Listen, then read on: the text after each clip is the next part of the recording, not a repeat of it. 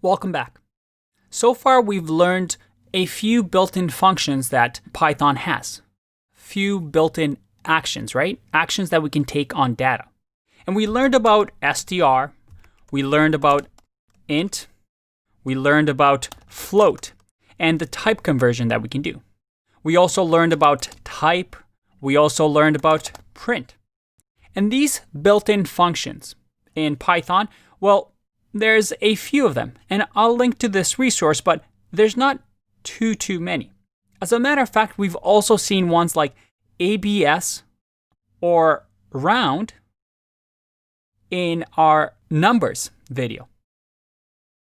So numbers had some functions that we can use, some built-in functions. Well, strings also has a very useful one called len, which stands for length. So as you guessed it, if I type in something like this and I print this out and I click run, I get 9 because it's calculating the length of the string. In our case, 1, 2, 3, 4, 5, 6, 7, 8, 9. The length of the string is 9. Now you have to be careful here, because the length itself doesn't start at 0, as we've seen with indexes. Instead, it counts like humans do from 1. So a neat thing to do here is I can do something like this. Let's say that we have a variable greet that equals hello. Well, I can grab the greet variable, which is a string, and use string slicing to grab, well, the first and then go all the way until the end. Now the default already does this. If I leave it like this, it's going to grab hello. Oh, and make sure I add a bracket here. Let's click run. I get hello.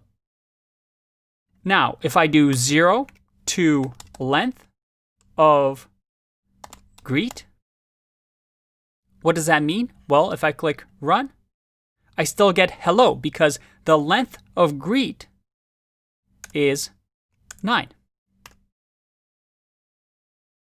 Like so.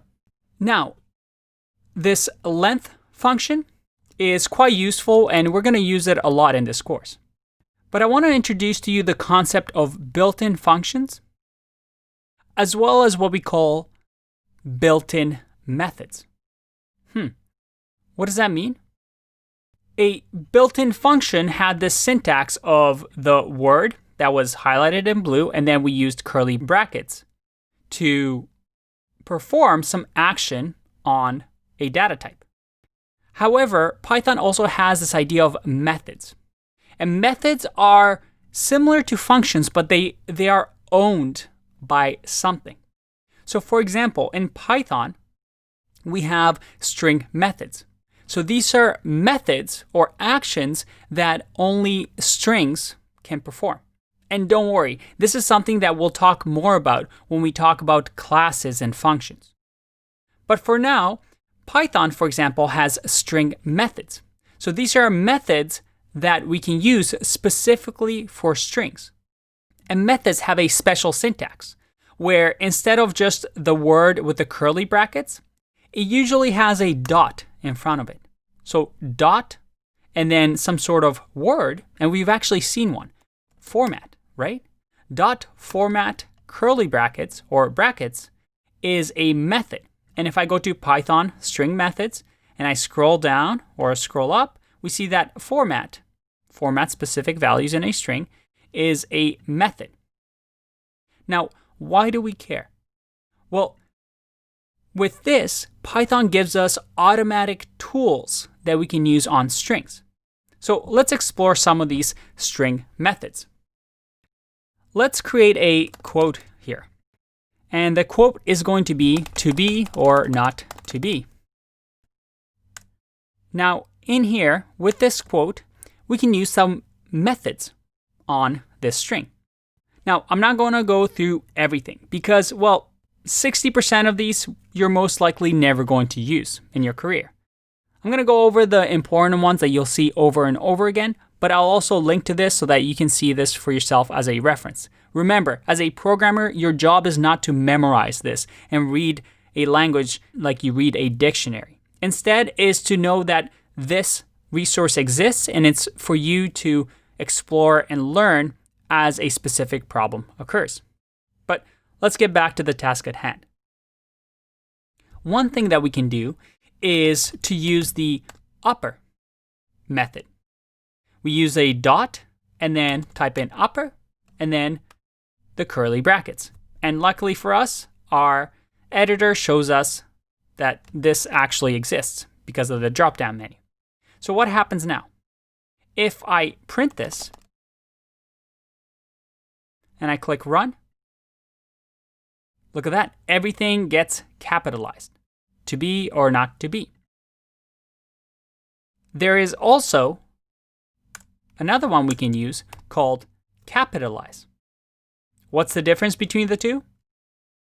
Well, if I run, you see that it capitalizes the beginning of the sentence. And by the way, your editor, or in our case our REPL, if you hover over this, it'll actually tell you what it does. It returns a capitalized version of S. So whatever is to the left of the dot. And a good editor will actually show you all the things available to you.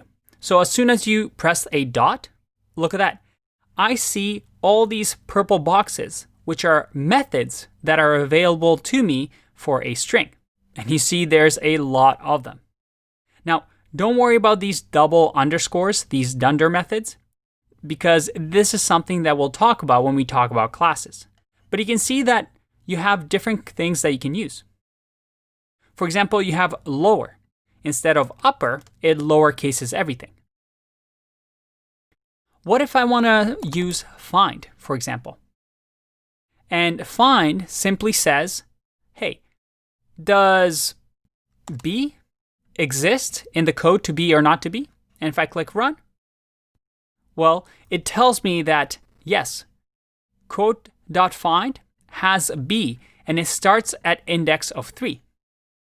So if I go to 0, 1, 2, and then look at that, 3.